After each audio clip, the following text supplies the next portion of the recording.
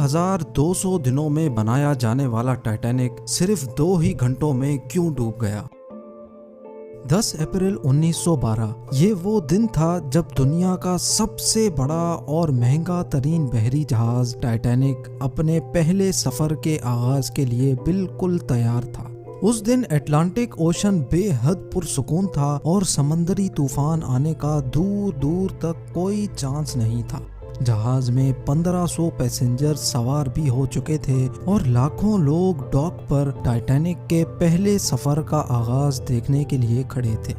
ना ही पैसेंजर्स को, ना ही अलविदा करने वाले लाखों लोगों को और ना ही टाइटैनिक के अमले को मालूम था कि जो जहाज कुछ ही देर में रवाना होने वाला है उसको बनाते वक्त 6 ऐसी गलतियां की गई हैं जो इस जहाज को बदतरीन हादसे का शिकार बनाने वाली हैं। नाजरीन, आज आप जानेंगे अपने दौर के सबसे महंगे, सबसे लग्जरी और सबसे ताकतवर जहाज टाइटैनिक की 6 ऐसी गलतियां जो अगर ना की जाती तो शायद आज टाइटैनिक क्रैश होने की वजह से नहीं बल्कि अपनी कामयाबी की वजह से दुनिया में फेमस होता। आखिर ऐसी कौन सी 6 गलतियां थीं जो 40 साल एक्सपीरियंस रखने वाले टाइटैनिक के कैप्टन एडवर्ड स्मिथ को भी नजर नहीं आई? कैप्टन के 40 साल के एक्सपीरियंस को तो छोड़ें, ये गलतियां टाइटैनिक ऑपरेट करने वाली company the white star line, जिसको 107 शिप्स ऑपरेट करने का एक्सपीरियंस था, उनको भी नजर नहीं आई।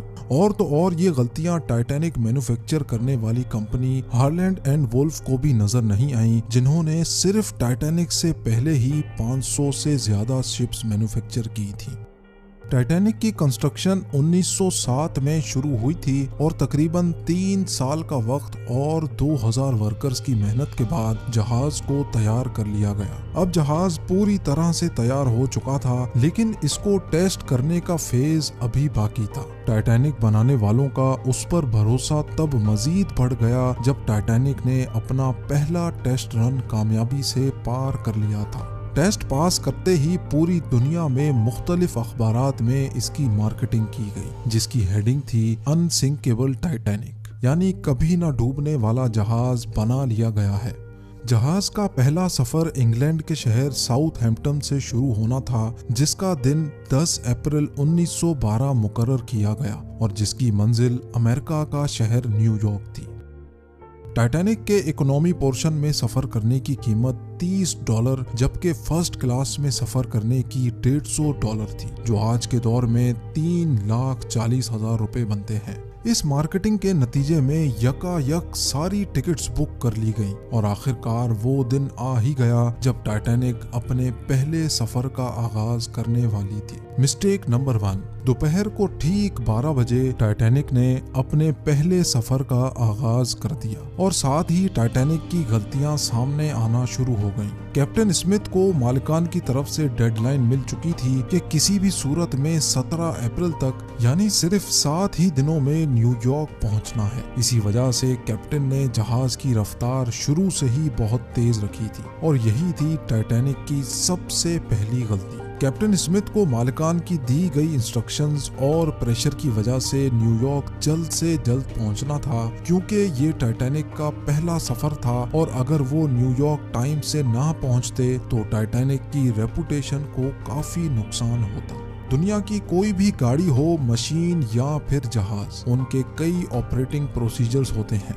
जिनमें स्पीड लिमिट भी इन प्रोसीजर्स का एक पार्ट होता है और वो पार्ट टाइटैनिक के सफर के आगाज में ही वायोलेट किया गया था। थोड़ी ही देर में जहाज साउथहैम्पटन के पोर्ट को इतना पीछे छोड़ गया कि अब दूर दूर तक नीले समंदर के अलावा कुछ नजर नहीं आ रहा था। मिस्टेक नंबर 2, अब टाइटैनिक को चलते हुए 3 दिन गुजर चुके थे। फ्रांस और आयरलैंड में थोड़ी देर के स्टॉप के अलावा टाइटैनिक पिछले 72 घंटों से मुसलसल न्यूयॉर्क की तरफ बढ़ता चला जा रहा था। ये 14 अप्रैल 1912 की शाम थी। समंदर पर हर तरफ खामोशी और धुंध छाई हुई थी, जिसकी वजह से विजिबिलिटी भी काफी कम हो चुकी थी। उसी रात एक और बहरी जहाज जो कि टाइटैनिक से कुछ घंटे ही आगे था, उसके कैप्टन ने वायरलेस पर टाइटैनिक को समंदर पर तैरती हुई चट्टानें यानी आइसबर्ग्स के बारे में वार्निंग दी थी। एक्सपर्ट्स का मानना है कि ये वार्निंग कम से कम भी 6 बार दी गई थी, लेकिन वायरलेस ऑपरेटर्स की कोताही की वजह से इंतहाई इंपॉर्टेंट वार्निंग्स इनसे मिस हो गई। उनके लिए शायद ये नॉर्मल बात थी, लेकिन यही थी टाइटैनिक के अमले की दूसरी गलती, क्योंकि टाइटैनिक अपने तर्ज का पहला लग्जरी जहाज था और इसमें कई वीआईपीज भी मौजूद थे। इसी वजह से ज्यादातर टाइटैनिक का अमला फर्स्ट क्लास पैसेंजर्स की खिदमत में मसरूफ था। अगर इन वार्निंग्स को सीरियस लिया जाता तो आगे का पूरा सीन ही अलग होता।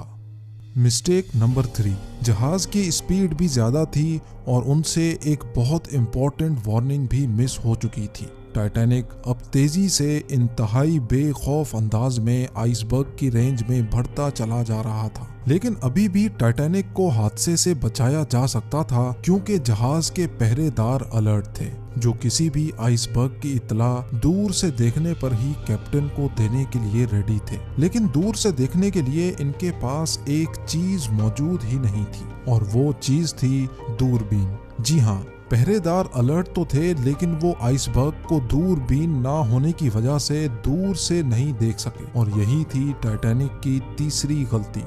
आइसबर्ग की खबर कैप्टन स्मिथ को उस वक्त हुई जब जहाज के पहरेदारों ने खबर दी कि जहाज के बिल्कुल सामने एक फुटबॉल फील्ड की साइज जितना आइसबर्ग है। लेकिन अब बहुत देर हो चुकी थी, क्योंकि आइसबर्ग इंतहाई करीब आ चुका था।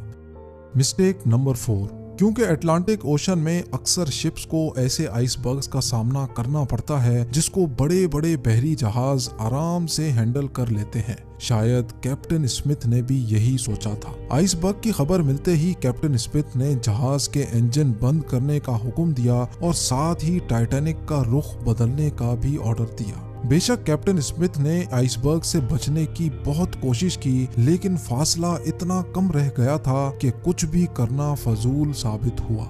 आइसबर्ग अब टाइटैनिक के सेंटर से टकरा चुका था, लेकिन टाइटैनिक के अभी भी बचने की काफी उम्मीद बाकी थी। ये उम्मीद बाकी रह गई थी कि शायद आइसबर्ग जहाज की बॉडी को नुकसान ना पहुंचाए, या फिर आइसबर्ग जहाज से टकराते ही खुद ही टूट जाए। और शायद होता भी ऐसे ही अगर टाइटैनिक की चौथी गलती अपना काम ना दिखाती। एक्सपर्ट्स का मानना है कि टाइटैनिक की बॉडी पर जो रिविट्स लगी थी वो स्टील की नहीं बल्कि कास्ट आयरन की बनी थी। इन रिविट्स का काम लोहे के बड़े बड़े पीसेस को आपस में जोड़े रखना होता है, लेकिन चूंकि कास्ट आयरन स्टील से नरम होता है, इसी वजह से जिस जगह आइसबर्ग टाइटैनिक की बॉडी से टकराया वहां के रिविट्स प्रेशर की वजह से खुल गए, और फिर वही हुआ जिसका डर कैप्टन स्मिथ को था। मिस्टेक नंबर 5, टाइटैनिक की टक्कर एक फुटबॉल फील्ड जितने बड़े आइसबर्ग से हो चुकी थी, और अब जहाज के निचले हिस्से में पानी भरना शुरू हो चुका था। इस खतरनाक तसादुम ने पूरे अमले और पैसेंजर्स को अलर्ट कर दिया था, और साथ ही जहाज में मौजूद टाइटैनिक के मालिक जोसेफ ब्रूस को भी। बेशक टाइटैनिक में पानी भरना शुरू हो गया था, लेकिन अभी भी टाइटैनिक के बचने की उम्मीद बाकी थी, क्योंकि टाइटैनिक को ऐसे डिजाइन किया गया था कि अगर इसके 3 फ्लोर्स में पानी भर भी जाए फिर भी ये नहीं डूब सकता। लेकिन बदकिस्मती थी इस जहाज की कि 3 फ्लोर्स को क्रॉस करके पानी अब 4थे फ्लोर तक जा पहुंचा था। अब मामला हाथ से निकल चुका था। टाइटैनिक आहिस्ता आहिस्ता ओशन में डूबता जा रहा था। अब जहाज की फिक्र किए बगैर इसमें मौजूद पैसेंजर्स की जान बचाने का वक्त आ चुका था। कैप्टन स्मिथ ने रेडियो पर इमरजेंसी अलर्ट जारी कर दिया। जब तक कोई मदद के लिए आता तब तक पैसेंजर्स को लाइफ बोट्स में शिफ्ट करने का प्लान किया गया, लेकिन इस मौके पर 5वीं गलती ने अपना काम दिखा दिया। जी हाँ, जहाज में टोटल 32 लाइफ बोट्स की जगह थी, लेकिन कोताही की वजह से सिर्फ 20 बोट्स ही रखी गई थी। पैसेंजर्स थे 1500 और बोट्स थी सिर्फ 20। मिस्टेक नंबर 6, हर तरफ अफरा तफरी का आलम था और हर शख्स उन चंद गिनी चुनी कश्तियों में सवार होना चाहता था। 12:45 पर पहली इमरजेंसी कश्ती समंदर में उतारी गई, लेकिन यहाँ हुई एक और छठी गलती।